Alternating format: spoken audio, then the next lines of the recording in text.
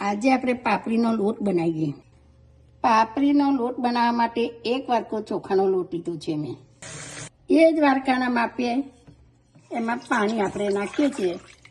1 વાડકો અને બીજો અડધો વાડકો એટલે 1.5 વાડકો. અને પછી ઉકળવા મૂકી દીધું. પાણી ઉકળી ગયું છે હવે. એટલે 2 ચમચી જીરું, 1 ચમચી અજમો. મારી પાસે ફ્રોઝન મરચાં છે એટલે મેં ફ્રોઝન મરચાં નાખું છું એની અંદર. આશરે કેટલા મરચાં થાય અડધી વાડકી એટલે?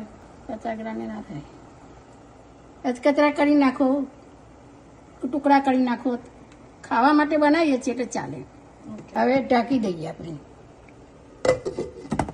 હવે પાણી ઉકળી ગયું છે. હવે એની અંદર આપણે 3 ચમચી તલ નાખી દઈએ અને 2 ચમચી મીઠું અને 1 નાની ચમચી ખારો.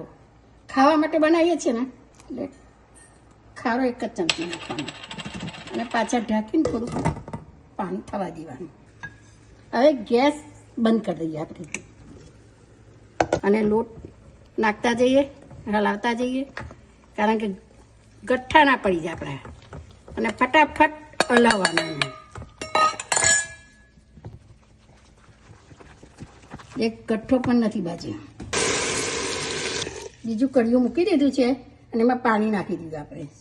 હવે એને લોટને બાફવા માટે મૂકી દઈએ. જો આવે છે ને થોડું થોડું લઈ આપણે એને સરખું કરી પાણી વાળા જ કરવાનું એટલે આપણે હાથે ચોટે ના, દાજે ના. આપણને થોડું ગરમ હોય એવા આવા સિલનિયા કરી દઈએ. સિલનિયા કરી તૈયાર સિલનિયા કરું છું. એટલે આપણે હવે એમાં છે ને લોટના મેં સિલનિયા કરી દીધા છે. સિલનિયા કરી બાફા મૂકી દઈએ. હવે ઢાંકી દઈએ. આપણે હવે ચેક કરી લઈએ બફાયો છે કે નહીં. ઓ મસ્ત બફાઈ ગયો. હા, લગભગ 10-11 મિનિટ જેટલો ટાઈમ થયો. મસ્ત બફાઈ ગયો છે લોટ આપણો.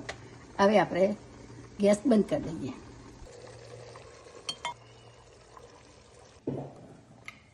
હવે એની અંદર આપણે તેલ નાખીએ. તેલ વિના તો સારો લાગે ને.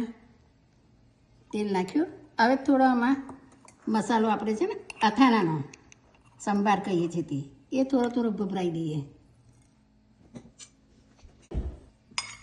લે બેટા